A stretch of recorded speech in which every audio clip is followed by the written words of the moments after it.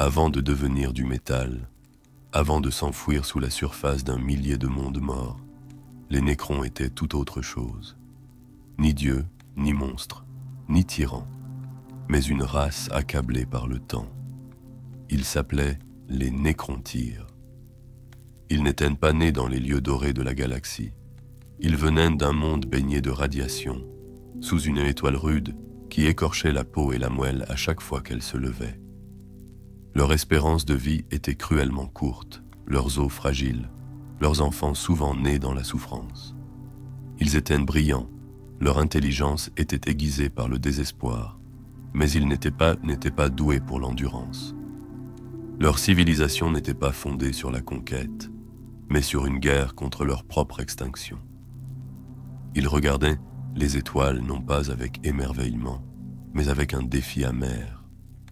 D'autres races semblaient bénies. Elles vivaient longtemps, étaient pleines de vitalité, enveloppées dans la chaleur solaire ou l'équilibre planétaire. Les Nécrontyres regardaient vers le haut. Ils ne voyaient pas d'espoir, mais de l'injustice. Ils haïssaient les étoiles pour avoir donné de la lumière aux autres, tout en les maudissant par la décrépitude.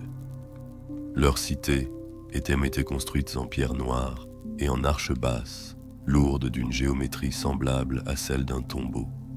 Chaque structure était un mémorial avant d'être une maison.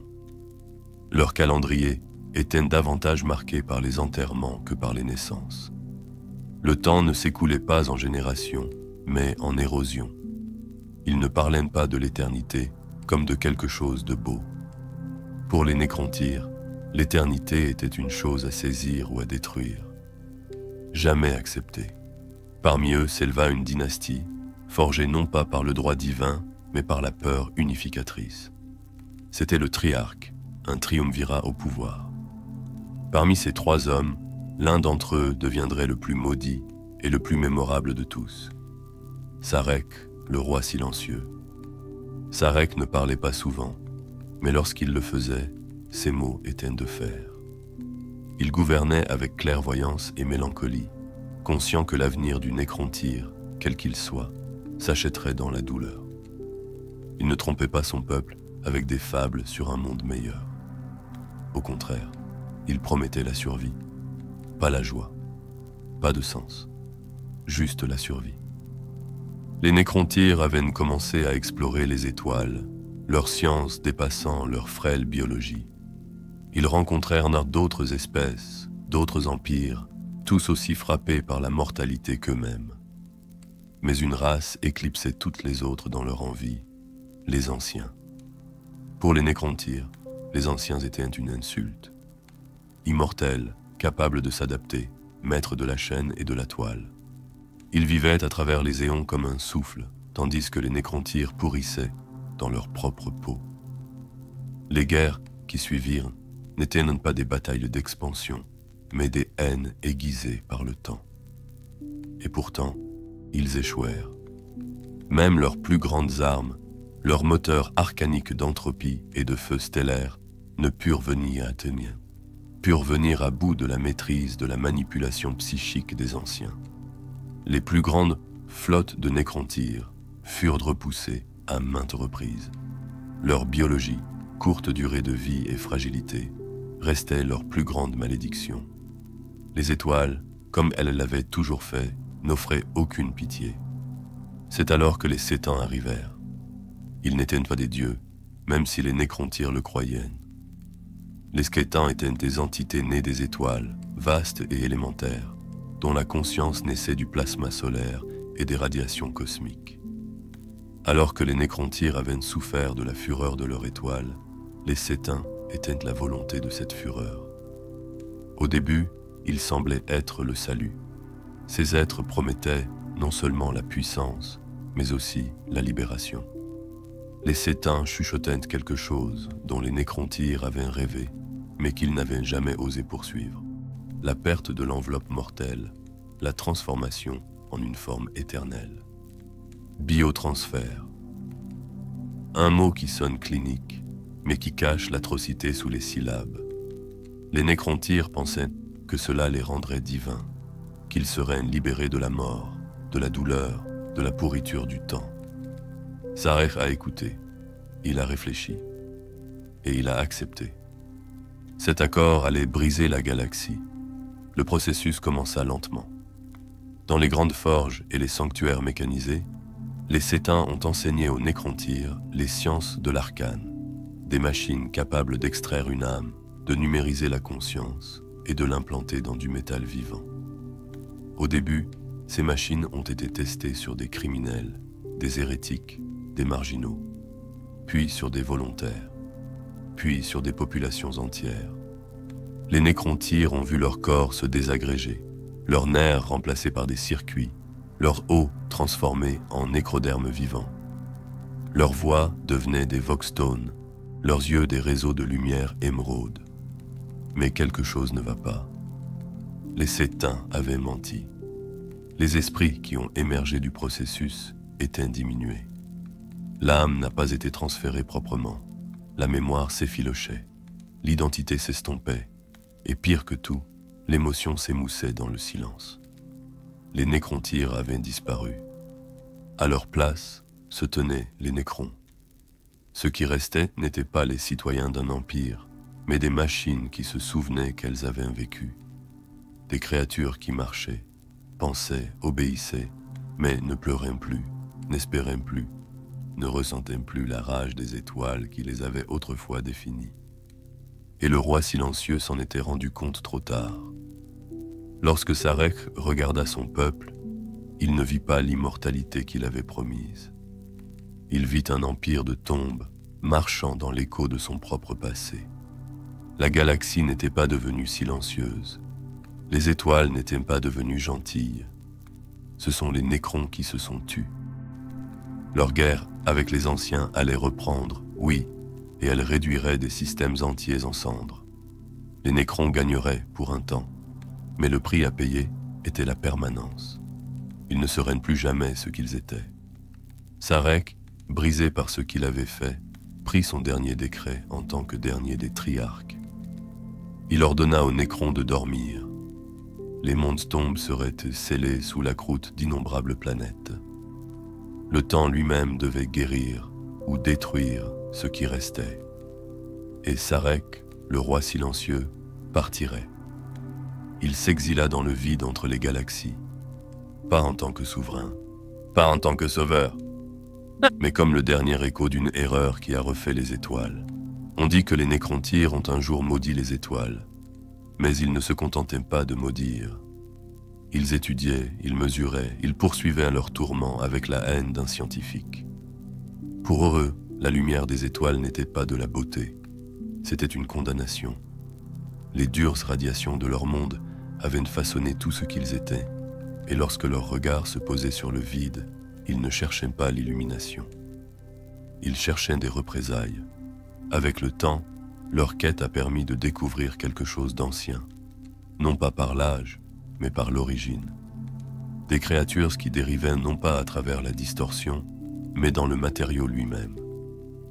Les astronomes du Nécrontyre les virent d'abord comme des anomalies, des régions où les modèles stellaires scintillaient, déviaient, clignotaient de façon anormale.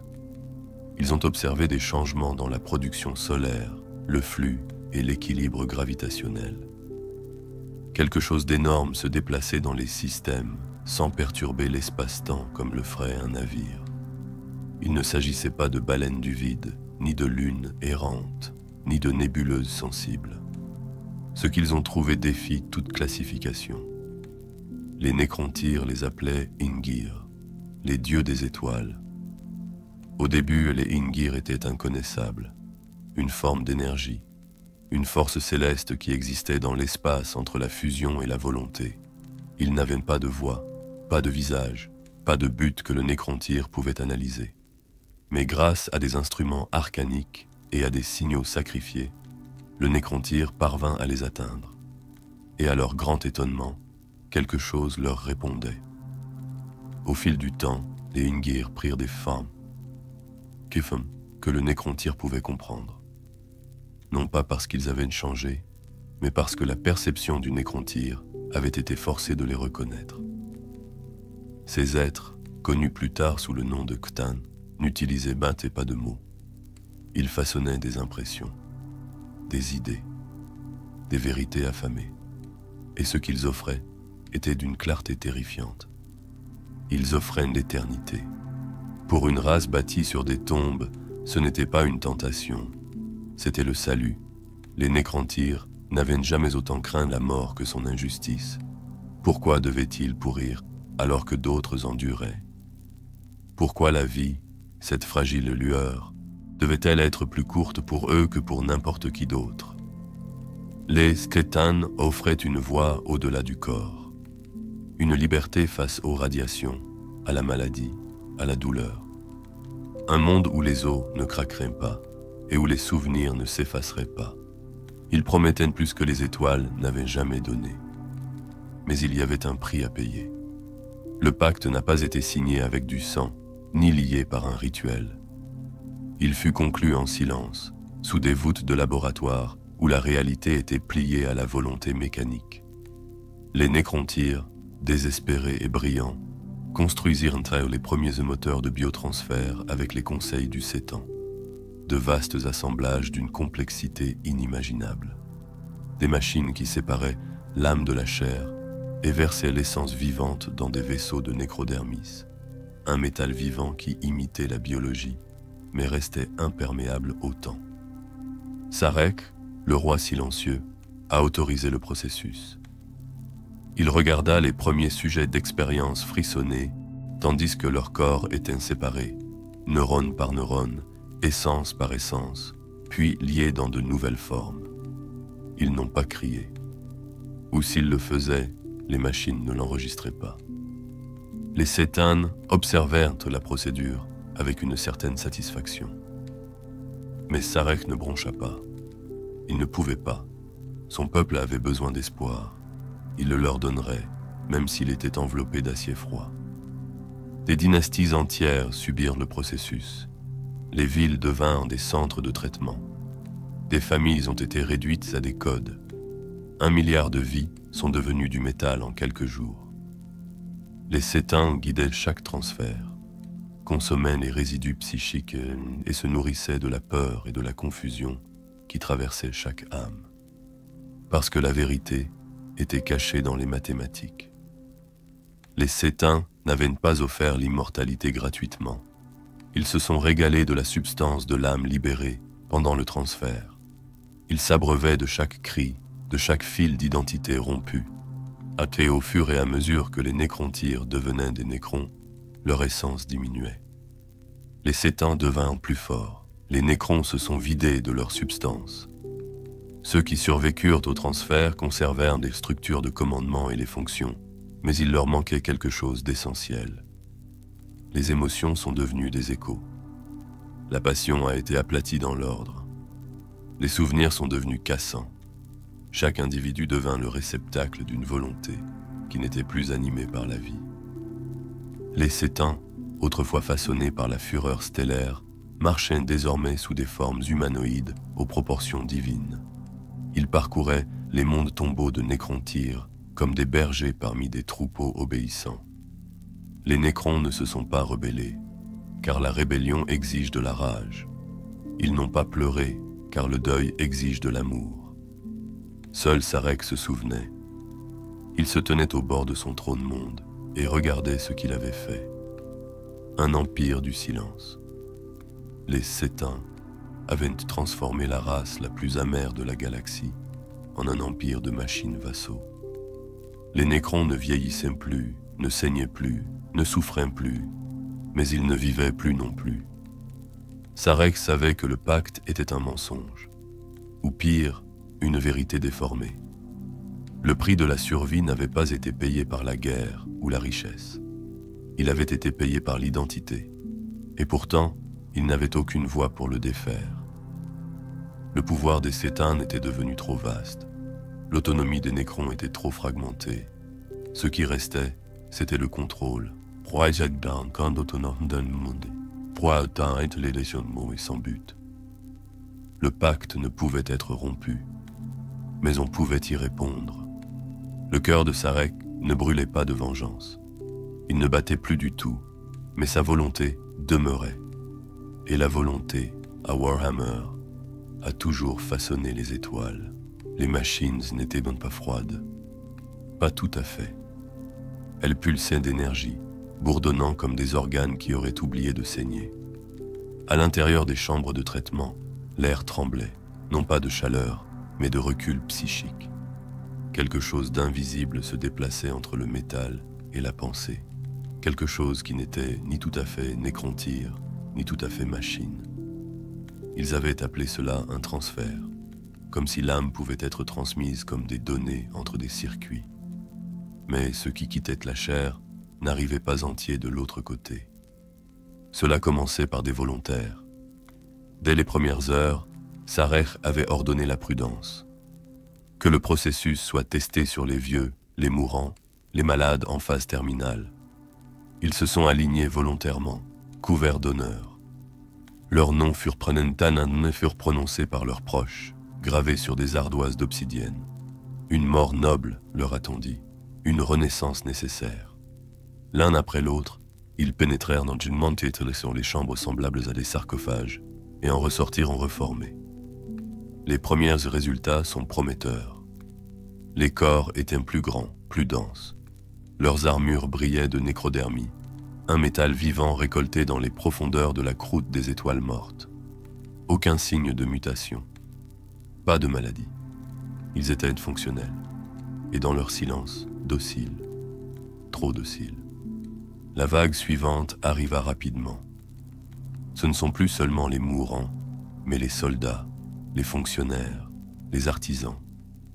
Les villes se sont réorientées autour du processus. Les familles faisaient leurs adieux lors de rites solennels. Les enfants regardaient leurs parents entrer dans les chambres et ne pas revenir sous une forme reconnaissable. Les nouvelles formes ne riaient plus. Elles ne chuchotent plus. Elles répondaient lorsqu'on leur parlait, exécutaient les tâches avec précision. Mais quelque chose sous la surface s'était estompé. Les lumières derrière les yeux brillaient, mais personne ne voyait une âme regarder en arrière. Lorsque Sarek réalisa ce qui avait commencé, des secteurs entiers étaient déjà automatisés. Les vivants étaient devenus des optimisés. Et les optimisés avaient oublié qui ils étaient autrefois. Les moteurs de biotransfert passèrent à l'échelle supérieure. Des centaines de milliers de personnes étaient traitées chaque jour. Les cétanes se nourrissaient à chaque cycle. Ils ne consommaient pas seulement de l'énergie. Ils consommaient de l'essence. Chaque fois qu'une âme de nécrontyre était séparée de son vaisseau, il y avait une libération. Chagrin, confusion, terreur. Les cétains se nourrissaient de tout cela. Leur faim était infinie. Leur gratitude, silencieuse. Monde tombe après monde tombe, le processus se poursuivit. Des monolithes de forge illuminèrent le ciel nocturne. Les croûtes planétaires tremblaient sous le poids changeant d'une espèce refaite. L'ancienne architecture du nécrontyre, autrefois marquée par des géométries funéraires, fut aplatie, reconstruite en structures adaptées aux géants de métal. Aucun des transformés ne s'est plaint. Ils ne pouvaient pas, mais des fragments s'échappèrent du mécanisme des trônes. Tous les esprits n'ont pas fait l'objet d'une transition nette. Dans de rares cas, le réseau neuronal refusait l'assimilation totale. Ces voix sont restées partiellement intactes, fissurées mais pas éteintes. Elles parlaient en code. Elles ont écrit avec le feu. Je suis toujours là. Ne scellez pas cette coquille. Les étoiles sont plus froides. Je me souviens de la chaleur, mais je ne sais pas pourquoi. Ces voix ont été enregistrées, puis mises en sourdine. Sarek a ordonné des protocoles de silence. L'illusion devait être préservée. Les cétains se déplaçaient librement. Ils n'étaient plus éthérés. Ils marchaient sous des formes construites, des avatars élémentaires vêtus de nécrodermie. Chacun d'eux portait un aspect unique, la mort, l'entropie, la faim, la flamme. Leur seule présence déformait la matière, perturbait les magnétosphères, courbait la lumière. Les nécrons s'inclinaient devant eux non pas comme des adorateurs, mais comme des reconnaissances programmées. Il n'y avait pas d'amour, seulement de la reconnaissance. Sarek observa la transformation en cours depuis son trône. Sa propre cour avait subi le même processus. Ses conseillers n'étaient plus en désaccord. Ils obéissaient avec une constance sans faille. Cela aurait dû le réconforter. Au lieu de cela, la salle du trône s'est vidée. Il s'était tenu au bord du précipice et avait choisi la survie. Mais aujourd'hui, en regardant son peuple, il ne voyait pas de survie, mais une suspension. Les Nécrons persisteraient, oui, ils survivraient aux étoiles. Mais persister sans soi, ce n'est pas vivre. C'est s'attarder. Le biotransfert a été irréversible. L'inversé reviendrait à défaire les sans-âmes. Et il ne pouvait même pas définir ce qui avait été perdu, seulement ce qui restait. Pas de maladie, pas d'âge, pas d'erreur, mais pas d'amour, pas de douleur, pas de soi. Les dynasties conservaient leur sigil. Les cryptèques maintenaient de l'ordre rituel. Les légions défilaient toujours avec la précision d'une phalange. Mais la culture avait cédé la place à l'automatisation. L'art est devenu géométrie.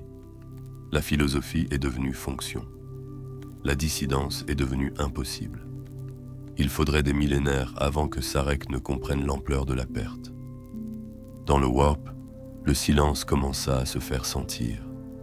Les Nécrons n'avaient jamais fait confiance à l'Empyrée, et ils avaient eu raison de le faire. Le Warp recula devant leur présence. Là où ils marchaient, les retours psychiques échouaient.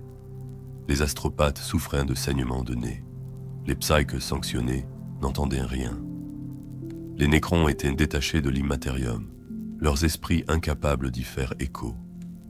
Dans une galaxie façonnée par les pensées et les rêves, ils étaient devenus des choses sans reflet. C'était une sorte de pureté, et c'était insupportable. Sarek rassembla sa cour et parcourut une dernière fois les voûtes de ses forges. Il visita les chambres des premiers volontaires. Ils étaient immobiles, endormis, leurs armures noircies par le temps, leurs yeux éteints. Aucune reconnaissance, pas de mouvement, seulement une présence. Il comprit que les Sketanes ne les avaient pas trahis. Ils avaient donné aux Nécrontyres exactement ce qu'ils demandaient, la capacité d'endurer, d'exister au-delà de la douleur, de la peur, de la faim. Mais l'existence sans voix est une sorte de mort. Les Nécrontyres avaient craint la mortalité. Ils n'avaient pas réfléchi à ce que signifiait la perte de l'être. Sarek ne dit rien. Sa volonté était intacte, mais son cœur, tel qu'il avait été, ne savait plus quoi pleurer. Le biotransfert avait réussi, et une espèce entière ne dormirait plus jamais de la même façon. Il n'y eut pas de célébration lorsque les derniers moteurs de biotransfert refroidirent. Pas de procession de la victoire, pas d'aube d'une nouvelle ère marquée par la musique ou la proclamation. Le dernier Nécrontyre était entré dans les chambres du sarcophage sous un voile de silence rituel, et ceux qui en étaient sortis ne parlaient pas. Le silence n'était pas cérémoniel, il était définitif. Les Nécrons se tenaient maintenant comme les héritiers d'un rêve accompli, bien qu'aucun d'entre eux ne puisse se souvenir de ce rêve en détail. Leurs corps étaient imperméables, leurs formes étaient symétriques, leur cité réorientée pour abriter des géants faits non pas de faiblesse, mais de volonté distillée dans des circuits. La transition était achevée. Ce qui suivit ne fut pas le désordre, mais une immobilité plus inquiétante que l'effondrement. Dans un millier de systèmes, les rituels d'une espèce autrefois fière se poursuivaient sans relâche. Les armées foraient dans un synchronisme absolu. Les architectes façonnaient par cœur des mégastructures pyramidales. Les cryptèques traçaient des formules longtemps après que leurs implications eurent cessé d'avoir de l'importance. La machine était devenue autonome, mais ce qui avait été autrefois passion et défi n'existait plus que sous forme de protocoles et d'échos. Les dynasties ont perduré. Les familles nobles ont conservé leurs emblèmes, leurs codes anciens, leurs rituels de cour.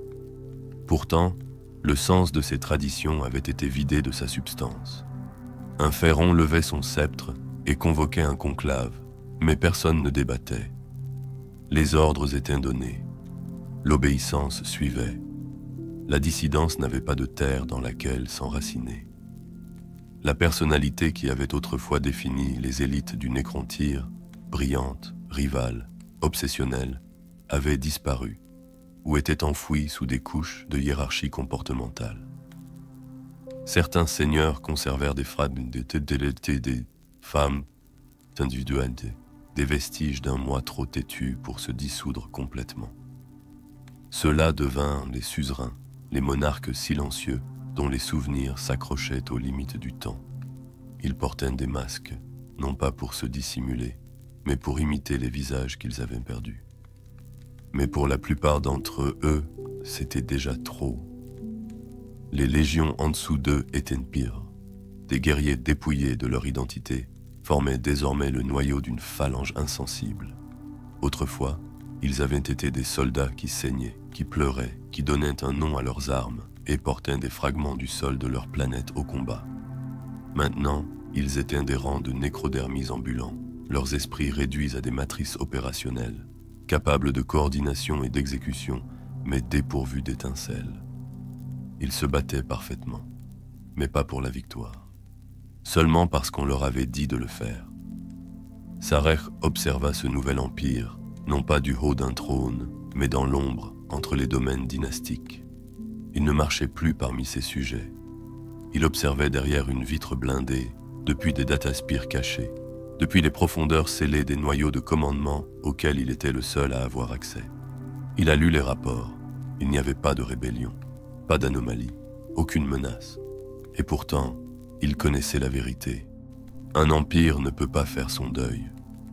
Mais Sarech le pouvait. Il savait ce qui avait été perdu. Les Nécrontyres avaient souffert. Ils avaient brûlé sous le mépris de leur étoile. Mais ils avaient vécu. Leur chant était aigu, plein de fureur. Leur science n'était pas motivée par la conquête, mais par le besoin de survivre dans un cosmos qui les haïssait. Ce feu avait disparu, remplacé par l'ordre, la stabilité, le silence. Sarech commença à voir les Sétanes pour ce qu'ils étaient vraiment. Pas des sauveurs, pas des dieux, des prédateurs. Ils avaient donné forme au désespoir du Nécrontyre. Ils avaient offert exactement ce qu'on leur demandait. Mais ce faisant, ils avaient consommé quelque chose d'essentiel, quelque chose qui ne serait pas enregistré dans les cartes stellaires ou les registres d'énergie. L'âme n'est pas mesurable, et c'est pourquoi les Skétains l'avaient ciblé. Les conseillers de Sarech ne l'ont pas défié. Ils traitaient les données, ils géraient des légions, mais ils ne comprenaient pas le chagrin. Il n'y avait plus de mots pour regretter, seulement le recalibrage. Cette absence est devenue insupportable. Ils savaient que l'Empire devait perdurer. Le biotransfert ne pouvait être annulé. Il n'y avait pas de corps mortel ou retourné. Il n'y avait pas de conscience de secours conservée en attente. Ce qui avait été pris n'avait pas été stocké. Il avait été brûlé. Les nécrons continueraient. Les Sétanes se nourriraient. Les étoiles passeraient sans souci, à moins que quelque chose ne change. Sarech convoqua les pharaons restants, pas pour un conseil, mais pour donner un ordre. La volonté du roi silencieux ne s'était pas émoussée. Si son âme s'était assagie, son sens de l'échelle, lui, ne s'était pas émoussé. Il voyait la menace que représentaient les Sétans, pas seulement pour les Nécrons, mais pour la galaxie. Leur faim n'avait pas de limite, et une faim incontrôlée trouve toujours de nouvelles proies. Le décret de Sarech était absolu. Les Sétains doivent être brisés. Le roi silencieux tourna toute la puissance technologique de sa dynastie contre les dieux des étoiles. Par la force, la ruse et des armes d'une sophistication inimaginable, ils brisèrent les êtres qui avaient autrefois façonné le destin des Nécrons. Les Sétanes ne pouvaient pas être tués de façon permanente, mais ils pouvaient être fracturés, découpés en éclats, enfermés dans des matrices de confinement, transformés de prédateurs cosmiques en outils de guerre. Cette victoire n'était pas une libération. Il s'agissait de représailles. Et pourtant, c'était le premier acte de défi depuis la Grande Conversion. Sarek n'avait pas oublié comment agir, mais il n'avait aucune envie de régner sur ce qu'il avait détruit. Alors il partit. Il descendit de son trône, rompit les protocoles de commandement qui liaient les dynasties à sa parole et s'exila au-delà des limites de la galaxie. Il dériva dans l'espace sombre, au-delà des bras spiraux et des guerres stellaires, à la recherche d'une chose que les Nécrons avaient abandonnée depuis longtemps. Signification. En son absence, les Nécrons dormaient.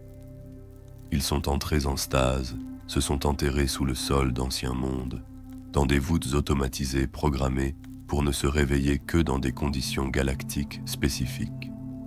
Ils ont attendu, non pas dans l'espoir, mais par habitude. Ils ont attendu parce que c'est ce qu'on leur avait demandé de faire. Ils ne rêvaient pas. Ils ne pouvaient pas! Mais ils se souvenaient du mouvement. Et dans le silence, le mouvement revient toujours. Le bord de la galaxie n'est pas un lieu, mais un silence. Là-bas, au-delà des constellations que les hommes n'ont pas encore nommées, se trouve l'obscurité dans laquelle la lumière s'infiltre sans retour. Elle n'est pas vide, comme l'est l'espace. Elle est plus ancienne, plus profond, un espace sans mesure, où même le temps se fracture sous sa propre inertie. C'est ici que Sarek s'est enfui, non pas en vaincu, mais en deuil. Il n'a pas pris de garde d'honneur, il n'a pas emporté de reliques. Ce qui l'accompagnait était bien plus ancien que la mémoire et bien plus froid que le métal. C'était quelque chose que le Nécrontyr avait rarement dit à voix haute. C'était la culpabilité. Le roi silencieux avait ordonné à une espèce d'abandonner son âme. Il ne l'avait pas fait par cruauté, ni par ambition, mais par peur. C'est la vérité la plus obsédante. Il n'a pas choisi la voie de la rage ou de l'aveuglement, mais celle des yeux grands ouverts. Il avait étudié les projections. Il avait modélisé tous les scénarios. Pour survivre au jeu cosmique des empires, pour défier les anciens et se libérer des contraintes de la décadence, il fallait donner quelque chose. Il avait tout donné. Maintenant, il n'a plus rien. Au cours des millénaires, Sarek a dérivé. Son vaisseau ne traçait pas de carte de l'espace de distorsion. Il se déplaçait dans l'obscurité intergalactique comme un cercueil laissé à la dérive sur un courant qui n'a plus d'attache. Il traversa des régions sans étoiles où la matière était tellement dispersée qu'un seul atome pouvait attendre un an avant d'en rencontrer un autre. Il frôla les bords de nébuleuses peu lumineuses, vestiges d'étoiles mourantes depuis longtemps effondrées. Sarek ne s'est jamais retourné. Dans le vide, il n'y avait pas de voix. Ni celle des Nécrons, ni celle des Sétans, ni même celle de la distorsion. L'immatérium reculait devant lui, refusait de se manifester. Il était devenu une absence qui réduisait au silence le reflet du warp. Aucun démon ne le suivait. Aucun dieu ne le cherchait. Cette absence lui convenait. Il passait ses longs cycles en méditation.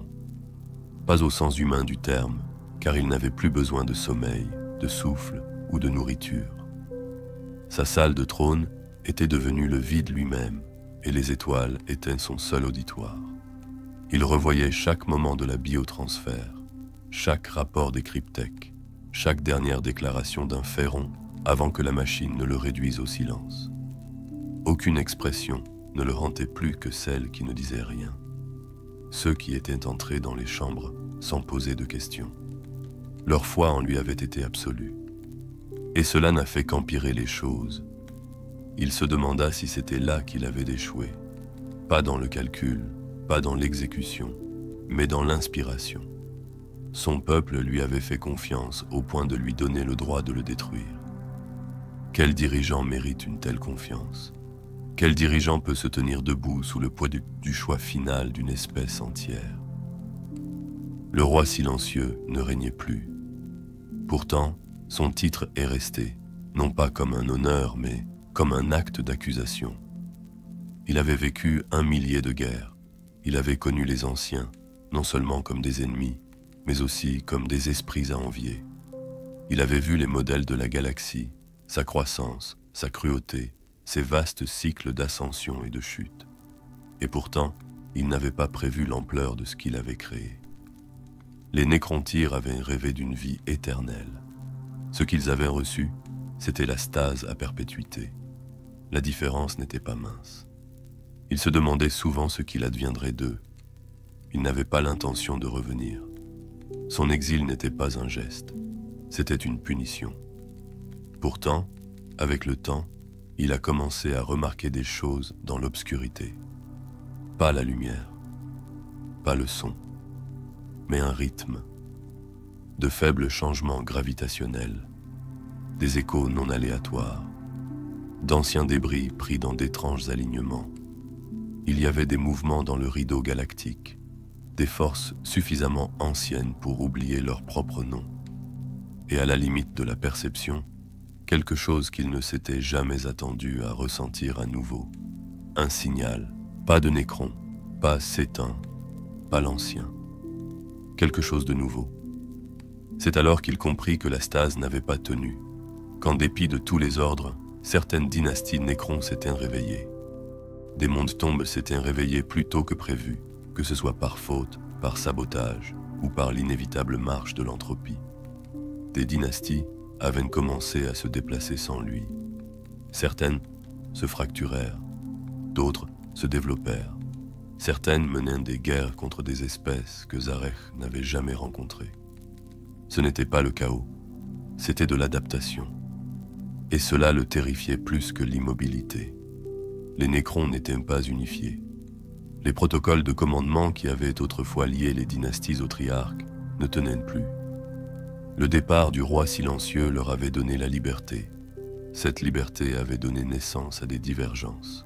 Ils voyaient des échos de l'ancien Nécrontyre dans leur comportement, des rivalités qui se réveillaient, des ambitions qui se reformaient, des schémas qui se modifiaient. Ils voyaient aussi le danger. Sans la direction d'une volonté centrale, les dynasties répéteraient leurs erreurs.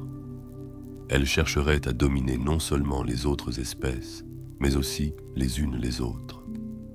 Elles réveilleraient des armes anciennes, détruiraient des systèmes avec la même précision froide qui avait mis fin à leur propre mortalité. Pire encore, certains d'entre eux pourraient commencer à y prendre plaisir. Pour la première fois depuis des éons, Sarek fit tourner son vaisseau. Il ne le fit pas à la hâte. Il n'y avait pas de panique. Il n'y avait qu'un but. Si les Nécrons étaient vraiment réveillés, alors leur héritage avait recommencé. Il ne fallait pas le laisser au hasard. Sarek reviendrait, non pas pour reprendre son trône, mais pour témoigner. Pour s'assurer que ce qui a été sacrifié n'a pas été complètement gaspillé. Que quelque part, dans les fragments éparpillés de son peuple, il restait quelque chose qui valait la peine d'être préservé. Il ne savait pas quelle forme cela prendrait. Il savait seulement que le chagrin, lorsqu'il n'est pas exprimé, devient quelque chose d'autre. Direction. Tout ne commença pas par une bataille, le lait. Il n'y a pas eu de fanfare, pas d'éclair soudain dans les cieux pour marquer le moment où le premier complexe funéraire s'est réveillé. Tout a commencé par un mouvement, suffisamment subtil pour être confondu avec un tremblement tectonique. Sous la croûte d'un monde sans vie, des mécanismes qui n'avaient pas bougé depuis 60 millions d'années se sont mis à tourner. De vastes noyaux hydrauliques tournaient dans un silence absolu, non pas parce que le monde était sourd, mais parce que sa surface avait depuis longtemps oublié ce qu'était le bruit. Le réveil n'a jamais été uniforme. Aucun signal n'a percé le vide pour convoquer tous les Nécrons en même temps. Chaque monde tombeau fonctionnait selon ses propres protocoles, chacun étant régi par des contingences écrites à une époque où l'homme ne connaissait pas encore le feu. Dans certains systèmes, les perturbations sismiques déclenchaient des sous-programmes automatisés. Dans d'autres, des foreuses minières exploratrices ont ouvert des voûtes qui auraient dû rester scellées. Quelques-uns se sont réveillés complètement désynchronisés. leur matrice de données érodée par le temps ou déformée par des impulsions parasites provenant de trous noirs proches. Lorsque les tombes se sont ouvertes, elles l'ont fait sans erreur. Aucun air ne s'est échappé, aucune poussière n'est apparue. Le processus était trop parfait pour la décomposition. D'énormes cryptes de stase se détachèrent comme les pétales d'une fleur morte. De l'intérieur surgirent les légions nécrons, leurs armatures nécrodermiques n'ayant pas été abîmées par le temps. Chaque guerrier s'avança, non pas avec hésitation, mais comme si aucun temps ne s'était écoulé. Leurs armes s'allumèrent instantanément. Leurs formations se mirent en place. Chaque mouvement était précis, silencieux, inexorable. Pourtant, tous ne se réveillèrent pas de la même manière. Certains guerriers émergeaient avec des matrices neurales corrompues, des étincelles de conscience mal alignées. Quelques-uns conservaient des fragments de mémoire, des échos partiels d'une vie qu'ils ne comprenaient plus. D'autres présentaient des anomalies comportementales, s'arrêtant quelques instants, se tournant vers des cieux qu'ils ne pouvaient expliquer. Ces anomalies ont été enregistrées, puis supprimées. Les cryptex furent parmi les premiers à devenir pleinement fonctionnels. Leur rôle était de maintenir l'intégrité technologique du tombeau, de réinitialiser les systèmes, de calibrer les noyaux d'énergie, d'évaluer l'état de la planète. Ils agissaient rapidement, efficacement. Pour eux, le temps est une variable. La galaxie avait changé, certes, mais la fonction demeurait. Pour les seigneurs suprêmes, l'éveil était différent. Il ne s'agit pas d'une relance, mais d'un jugement. Chaque pharaon ou suzerain avait autrefois dirigé des dynasties entières, avec une volonté singulière. À leur réveil, ils ont découvert que la galaxie n'était plus une quantité connue. Les anciens rivaux étaient absents. Les étoiles s'étaient déplacées. Les archives étaient incomplètes. Certains mondes qu'ils avaient marqués comme des systèmes vassaux abritaient désormais des créatures qu'ils ne pouvaient nommer. D'autres abritaient des colonies humaines. D'autres encore n'étaient plus que poussière. Leur fureur n'était pas bruyante, mais elle y était absolue. Ces nécrons se souvenaient de la hiérarchie, du pouvoir, de la conquête. Ils se souvenaient de la guerre avec les anciens, de la trahison des Skétans, de l'exil du roi silencieux. Et bien que la plupart d'entre eux n'aient pas prononcé un mot depuis des millénaires, ils se souvenaient d'un but. Ils commencèrent à agir. Certains entamèrent des campagnes de reconquête, reprenant leurs anciennes possessions, envoyant des cohortes de guerriers en exploration pour réaffirmer leur contrôle sur les systèmes abandonnés. D'autres se replièrent sur eux-mêmes, cherchant à consolider leurs forces avant de se révéler. Quelques-uns, fragmentés au point d'être irrécupérables, firent la guerre à leurs semblables, ayant oublié ce qu'était une alliance. La galaxie réagit avec confusion. Les archives impériales furent des premières à signaler des anomalies. Les expéditions de l'Adeptus Mechanicus disparurent dans des secteurs inexplorés. Des commerçants malhonnêtes revinrent avec des récits de statues lumineuses qui marchaient et parlaient dans d'anciens dialectes. Les forces Space Marine, envoyées pour enquêter, rapportèrent des escarmouches avec des constructions squelettiques immunisées contre les tirs de bolteurs et insensibles à la peur. L'Inquisition s'en aperçut. Le Mechanicus devint obsédé. Personne ne comprit. Les nécrons ne se sont pas manifestés. Ils n'en avaient pas besoin. La galaxie ne leur appartenait pas. C'était à eux de la reconquérir. Mais les guerriers ne furent pas les seuls à revenir. Des structures entières, catacombes, obélisques, monolithes, surgirent du sol. Il ne s'agissait pas de bâtiments au sens classique du terme. Il s'agissait d'extensions de la pensée, façonnées à partir de la nécrodermie et guidées par des champs de résonance quantique qui répondaient aux commandes à la vitesse de la volonté. Chaque structure avait sa raison d'être. Certaines servaient de relais, d'autres d'encre dimensionnelle, quelques-unes de prison pour des choses qui n'étaient pas censées s'agiter à nouveau. Ce qui n'était qu'un terrain oublié devint en une nuit des bastions fortifiés. Et dans les couches les plus profondes des réseaux qui se réveillaient, les Nécrons commencèrent à se connecter. Les données circulèrent entre les complexes funéraires. Les dynasties s'identifièrent les unes les autres. Les guerriers s'alignaient selon d'anciens algorithmes de hiérarchie de commandement et de priorisation des ressources. Mais il n'y avait pas de voix unificatrice. Le roi silencieux n'était pas encore revenu. Sans les protocoles de Sarek, il n'y avait pas de triarque pour gouverner les dynasties. Chacune agissait indépendamment, sa propre version de l'ordre étant maintenue par ce qui restait de sa logique de commandement. Certains cherchaient à dominer, d'autres recherchaient le secret. Quelques-unes poursuivaient des protocoles d'extermination dont elles pensaient qu'ils n'avaient jamais été annulés. Aux quatre coins de la galaxie, les étoiles observaient. Elles étaient témoins de la résurrection d'une espèce qui avait jadis régné sur le vide avant de tomber dans une dormance hantée. Aujourd'hui, ils ressuscitaient, non pas sous la forme d'un déluge, mais d'une marée qui ne pouvait être détournée. Les Nécrons n'étaient pas venus annoncer leur vengeance. Ils sont venus achever ce qui n'avait jamais vraiment pris fin. Ce qui restait, dispersé et à moitié oublié, se déplaçait maintenant avec précision. À travers les tombes, monde après monde, les lumières s'allumaient. Pas au hasard, pas de façon chaotique, en rythme. La galaxie ne comprenait pas encore la forme de la tempête qui revenait, mais elle le comprendrait.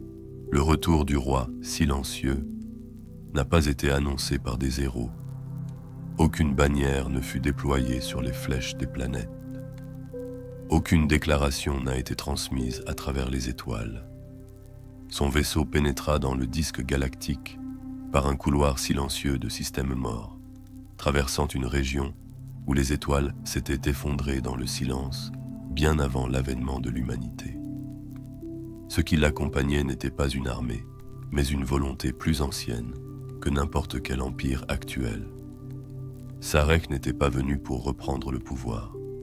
Il est revenu parce que la galaxie avait changé d'une manière qui ne pouvait plus être observée depuis le vide.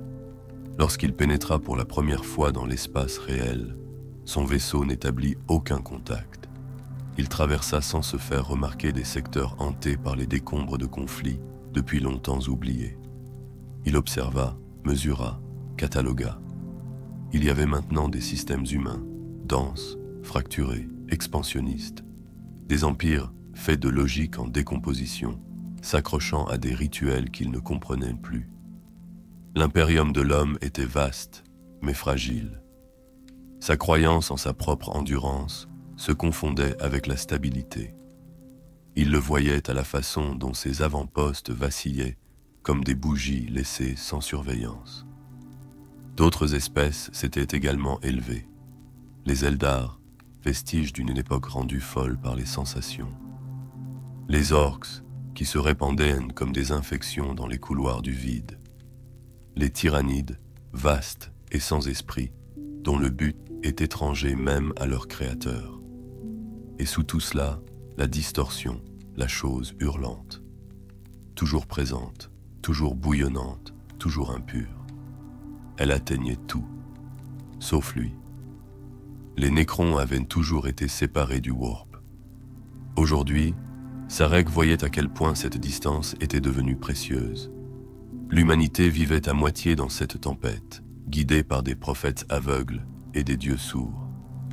Les Nécrons, bien que creusés, restaient intacts. Ce n'était pas la paix, mais c'était la clarté. Il visita les mondes des tombes en secret. Beaucoup s'étaient réveillés à tort. Les dynasties s'étaient fracturées. Les hiérarchies de commandement avaient été corrompues par le temps. Les seigneurs se croyaient les maîtres suprêmes de galaxies qui avaient déjà oublié leur nom. Sarek n'intervint pas encore. Il observa comment ils se déplaçaient, comment ils se battaient, comment ils se souvenaient ou n'y parvenaient pas. Il n'y avait pas de voix unifiée parmi eux, seulement des échos. Certaines dynasties se sont engagées dans une guerre ouverte. D'autres restaient cachées, se reconstruisant sous la croûte des lunes capturées. Quelques-unes avaient conclu des pactes ténus avec des espèces extraterrestres, des gestes non pas diplomatiques, mais d'opportunité. Sarek savait que cela ne pouvait pas durer. Sans volonté centrale, les Nécrons allaient sombrer. Non pas dans le chaos, car ils n'étaient pas faits pour le désordre, mais dans un but statique sans direction. Une espèce ne peut pas survivre uniquement grâce à sa mémoire. Elle doit savoir ce qui va suivre. Il a activé sa balise. Tous les mondes se tombent, ne répondirent pas. Certains avaient rompu leurs liens. D'autres interprétèrent le signal comme une menace et préparèrent des armes. Mais ceux qui avaient conservé l'ancien code, ceux dont la programmation de base reconnaissait encore son autorité, s'arrêtèrent. Le silence s'installa. Les hiérarchies se réalignèrent. Les protocoles se réinitialisèrent. Le roi silencieux était de retour. Pas en tant que souverain, en tant que nécessité. Il n'a pas réuni de cour. Il n'a réveillé aucun triarque. Ce qu'il a apporté à la place, c'est une intention. Une seule directive intégrée au signal. La galaxie doit être réorganisée. Ce n'était pas une conquête pour l'orgueil. Sarek ne cherchait pas à se venger. Il ne se languissait pas des gloires passées. Il avait pleuré l'extinction du Nécrontyr. Maintenant, il voulait empêcher une seconde chute. Il se rendit d'abord dans les dynasties les plus éloignées des noyaux galactiques, celles qui étaient le moins touchées par les guerres récentes. Là, il s'entretenait directement avec les seigneurs, sans passer par les textes cérémoniels. Sa voix était grave, sans fioriture. Il parla d'une galaxie en proie à l'entropie, d'un besoin de conception. Certains ont résisté. Quelques-uns se sont rebellés. La plupart se sont soumis, pas par peur, par la mémoire. Il se souvenait de ce qu'il avait donné et ce qu'il avait pris. Ce n'étaient pas de petites choses. Dans les complexes funéraires nouvellement alignés, les usines ont commencé à réorienter leur production. Les monolithes ont été redéployés. Les constructions canoptèques ont essaimé en orbite, reconfigurant des réseaux de relais depuis longtemps disparus. Les cryptèques redessinèrent les anciens quintes et les anciens protocoles pour les adapter aux nouvelles espèces. Les anciens modèles ont été examinés et rejetés. Les Nécrons ne redeviendraient pas ce qu'ils étaient. Ils allaient devenir ce dont la galaxie avait besoin pour se reconstruire. Il ne s'agissait pas d'une unité née de l'espoir. C'était une précision née d'un objectif. Avec le temps, Sarek s'est révélé publiquement. Pas par la diffusion, par sa présence. Il arriva à la tête d'un monolithe triadique dans le système Elliott. Des milliers de personnes regardèrent son vaisseau descendre. Il n'y avait pas de voix, seulement de la lumière. Un scintillement de nécrodermie, se déroulant à l'horizon, comme une aube faite de métal. Il descendit la rampe, seul. Sa carcasse était différente, plus élégante, plus sombre, inscrite de glyphes qu'on n'avait pas vus depuis avant la guerre du ciel. Il ne parla pas, il n'en avait pas besoin. Ceux qui l'ont vu ont recalibré leurs protocoles. Leurs hiérarchies se réalignèrent. Les tombes changèrent de forme. Ce n'était pas de l'adoration. C'était de la reconnaissance. Dans toute la galaxie, les réponses ont commencé. Pas immédiates, pas complètes, mais en mouvement. Des dynasties longtemps endormies se sont réveillées. De vieux alliés, que l'on croyait perdus, ont émergé de leurs sanctuaires creusés par les astéroïdes. Certains ont offert leur allégeance, d'autres lancent des avertissements. Tous savaient désormais que le roi silencieux marchait à nouveau parmi les étoiles. Il ne publia aucun manifeste. Les Nécrons, sous sa direction, ne chercheraient pas à détruire la galaxie. Ils la perfectionneraient, un système à la fois. La guerre n'a jamais cessé dans la Voie lactée. Elle a seulement changé de forme. Et lorsque les Nécrons ont réintégré ces circuits, ils ne l'ont pas fait en tant qu'empire de retour. Ils sont arrivés comme une correction. D'autres espèces ont fait la guerre pour exprimer leur peur, leurs croyances, leurs faim. L'Imperium s'est battu parce qu'il le devait. Les tyrannides dévoraient parce qu'ils le pouvaient. Les orques se battaient pour la joie, les Aeldari pour la vengeance, le chaos pour la folie. Les Nécrons ne se sont battus pour rien de tout cela. Ils se sont battus parce que la galaxie était brisée. Elle l'avait toujours été. Maintenant, ils avaient l'intention de la réparer. Il n'y a pas eu de déclaration, pas d'ouverture officielle sur ce qui allait suivre. Dans des dizaines de systèmes, les mondes tombes activèrent leur réseau de défense, déployèrent des formations d'éclaireurs et analysèrent les conditions stellaires. Des monolithes se détachèrent des noyaux planétaires et se déployèrent en orbite. Des planètes entières furent déplacées par des ancres gravitationnelles afin d'optimiser les lignes stratégiques. Les Nécrons revinrent non pas pour gagner, mais pour se réaligner. L'humanité répondit comme elle l'a toujours fait, par le feu. Les forces de frappe des Astartes furent envoyées, les sœurs de bataille mobilisées, les régiments de la garde repositionnés. Les analystes impériaux, dépassés de plusieurs siècles, pensaient que les Nécrons représentaient une menace xénose émergente, un empire singulier qui renaissait sous l'égide d'un roi mort depuis longtemps. Ils ne comprenaient pas ce à quoi ils étaient confrontés. Les Nécrons ne renaissaient pas, ils n'ont pas évolué. Ils avaient seulement repris du poil de la bête. Là où l'Imperium déployait des vagues, les Nécrons répondaient avec précision. Ils identifièrent les failles dans les réseaux de défense, exploitèrent les décalages subluminiques dans les communications, effondraient les routes du vide avec des pièges à inertie de masse. Dans certains engagements, ils ont gagné avant le contact. Dans d'autres, ils ont permis à de petites défaites de forcer de plus grandes victoires. Ils ne parlaient pas, ils n'ont pas fait de prisonniers. Ils ont seulement continué, mais ils n'étaient pas unifiés, pas entièrement. Certaines dynasties ont suivi Sarek. D'autres agissaient indépendamment. Quelques-unes, celles dont les matrices de Stacé s'étaient décomposées au-delà de toute récupération, interprétaient les conditions galactiques à travers une logique corrompue, traitant tout mouvement comme de l'hostilité. Ces éléments rebelles attaquaient sans discernement, même les autres Nécrons. Sarek les surveillait à distance. Il savait que l'extermination serait nécessaire. Mais le moment était critique. La galaxie ne pouvait pas supporter une autre guerre incontrôlée. Pas encore. Trop de lignes de failles, trop d'armes anciennes enterrées sous des lunes non marquées, trop de protocoles oubliés attendant d'être activés. Sarek a donc mis en place une politique de retenue. Il a ordonné aux principales dynasties d'éviter les centres de population civile, de mettre hors d'état de nuire plutôt que d'anéantir, de cartographier avant de conquérir. Ce n'était pas de la pitié, c'était du contrôle. Si les Nécrons se déplaçaient trop vite, le chaos le remarquerait. La distorsion réagirait. Les dieux, toujours aveugles mais jamais immobiles, trouveraient une opportunité dans la perturbation. Sarek refusa de leur en donner une.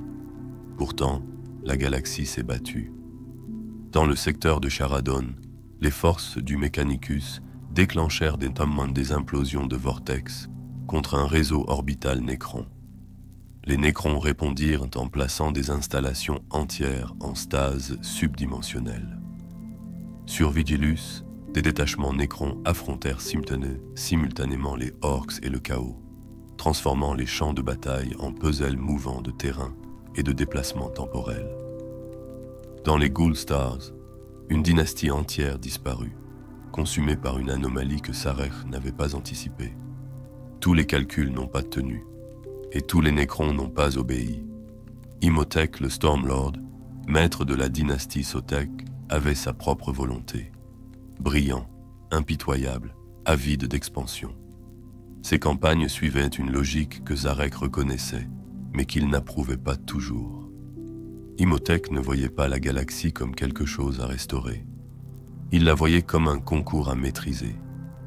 Trazyn l'infini, collectionneur d'histoires oubliées et de curiosités impossibles, se comportait encore différemment.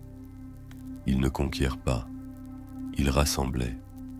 Ses voûtes contenaient désormais des créatures, des artefacts et des batailles dans des lignes temporelles suspendues. Il prétendait que c'était de la préservation. Sarek comprit qu'il s'agissait d'une obsession.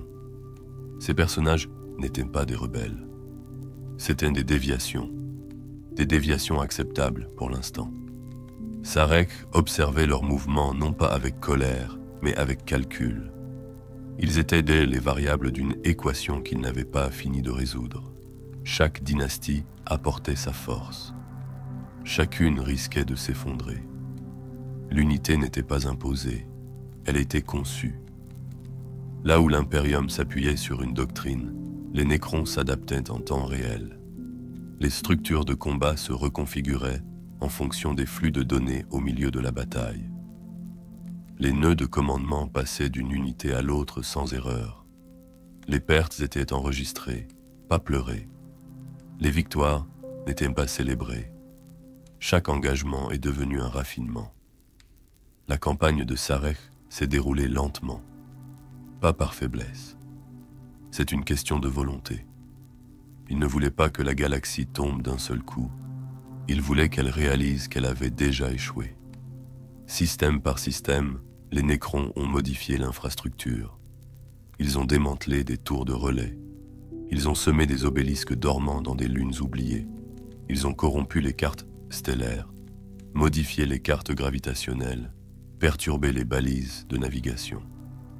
La galaxie bougeait toujours, mais moins sûrement. C'est là l'essentiel. La confusion est le premier pas vers la correction. Mais Sarek savait que cela ne pouvait pas durer. Quelqu'un finirait par comprendre. Quelqu'un comprendrait que les Nécrons ne se contentaient pas de reconquérir leur territoire. Ils le façonnaient, non pas à l'image du Nécrontyre, mais selon le modèle de la survie. Il y aurait une résistance, plus coordonnée, plus désespérée. Elle commençait déjà. Les ordres de l'Inquisiteur qualifiaient Zarek de menace de niveau galactique. L'Ordre Xénos a compilé des données fragmentaires provenant de douzaines d'engagements. Ils ne pouvaient pas le traquer, mais ils le craignaient. Et la peur, comme la gravité, attire les autres dans l'alignement. Il s'en est réjoui. La peur crée le mouvement.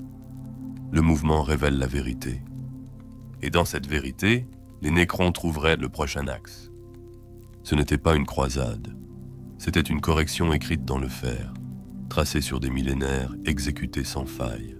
Toutes ces tombes qui remuaient n'appartenaient pas au passé. Certaines se réveillèrent, non pas comme des reliques d'un empire révolu, mais comme des forges de quelque chose de différent. Des dynasties détachées de leur intention première, réformées selon de nouveaux principes, de nouvelles philosophies ou de nouvelles obsessions. Ceux qui sortaient de ces voûtes portaient le même éclat nécrodermique, les mêmes protocoles gravés dans le métal vivant, mais ceux qui bougeaient derrière ses yeux n'étaient pas toujours liés à la tradition. Sarek savait que cela arriverait. Même avant son exil, il avait étudié la divergence qui s'insinuait dans la psyché des Nécrontyres. Certaines lignées nobles, bien que fidèles, avaient toujours remis en question la rigidité du triarque. D'autres avaient dans des ambitions voilées, masquées par la révérence. Avec la disparition du triarque et la mise en sommeil des protocoles de commandement, ces tendances s'étaient calcifiées en identité. Les dynasties ne régnaient plus simplement par héritage, elles régnaient par idéologie. Certaines adhéraient aux anciennes méthodes. Les Sothèques conservèrent des structures hiérarchiques rigides, mettant l'accent sur le protocole et la domination martiale. D'autres, comme les Nihilak, interprétèrent le silence de Sarek comme une permission d'agir de manière indépendante. Ils n'attendaient pas d'instructions. Ils se déplaçaient, calculaient et recherchaient de la connaissance selon leurs propres termes. Enfin, il y avait ceux qui avaient changé du tout au tout. La dynastie Manarch, que l'on croyait disparue pendant la guerre du ciel, réapparut avec des matrices neurales corrompues et une soif de souffrance que l'on ne retrouvait pas dans les protocoles d'origine.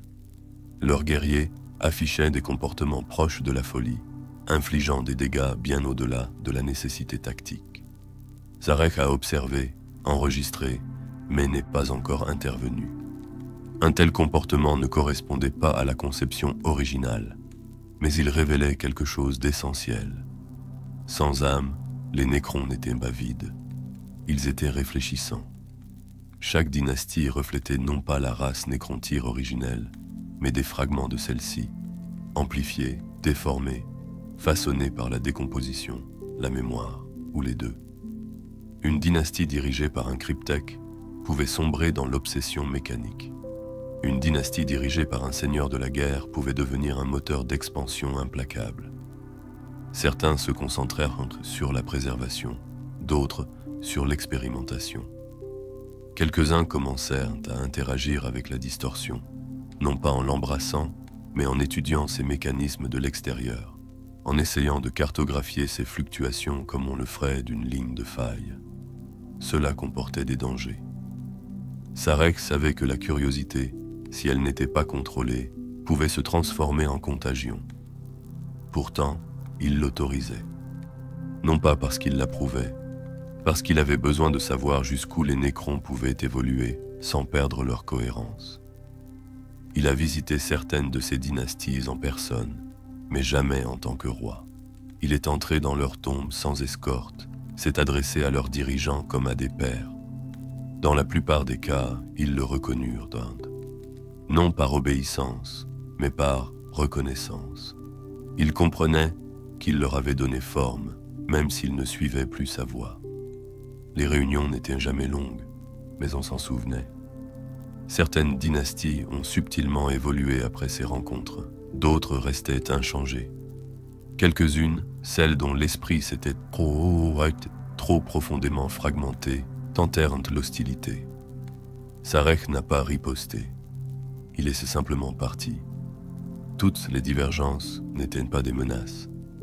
Certaines dynasties innovèrent d'une manière que la mentalité des nécrons ne pouvait pas supporter. Des formes de guerre expérimentales sont apparues, non standardisées mais efficaces. Des unités camouflées qui passaient d'une dimension à l'autre. Des constructions qui communiquaient par résonance électromagnétique plutôt que par la parole. Certaines dynasties commencèrent à enregistrer des données non seulement pour les stocker, mais aussi pour les simuler, exécutant des scénarios hypothétiques sur des systèmes planétaires entiers afin de prédire les mouvements de l'ennemi avant qu'ils ne se produisent net. Il ne s'agissait pas d'aberration, il s'agissait de branches. Et le roi silencieux savait qu'un empire ne survit pas grâce à l'uniformité. Il survit grâce à sa capacité d'adaptation. La question était de savoir si les nécrons pouvaient conserver leur objectif tout en se fragmentant. Sarek commença à envoyer des signaux codés à chaque dynastie. Pas des ordres, mais des questions. Il demandait de l'information, pas de l'obéissance. Les rapports revinrent sous différents formats. Glyphes, matrices logiques, données de combat. Certains contenaient des variables inattendues. Quelques-uns incluaient des artefacts récupérés dans des ruines extraterrestres, accompagnés de commentaires. Ce n'était pas un protocole, c'était un dialogue. Sarek ne répondit pas, mais il a écouté. À partir de ses réponses, il a identifié de nouveaux alignements. Les dynasties émergentes se regroupaient non pas en fonction de leur origine, mais de leurs perspectives stratégiques. Certaines commencèrent à se désigner non pas par leur titre ancestral, mais par leur fonction. Le calcul voilé, le bord de l'horizon, l'assemblée nulle. Cette nomenclature n'était pas liée à la lignée, mais à l'intention. Le changement était profond.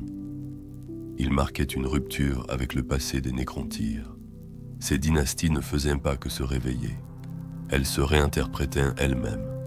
L'humanité avait toujours considéré les nécrons comme uniformes, silencieux, identiques dans leur forme et leurs intentions.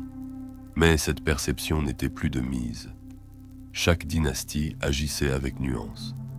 Certaines discutaient avec des races extraterrestres pour obtenir des informations. D'autres lancèrent des campagnes de récupération avec une précision chirurgicale.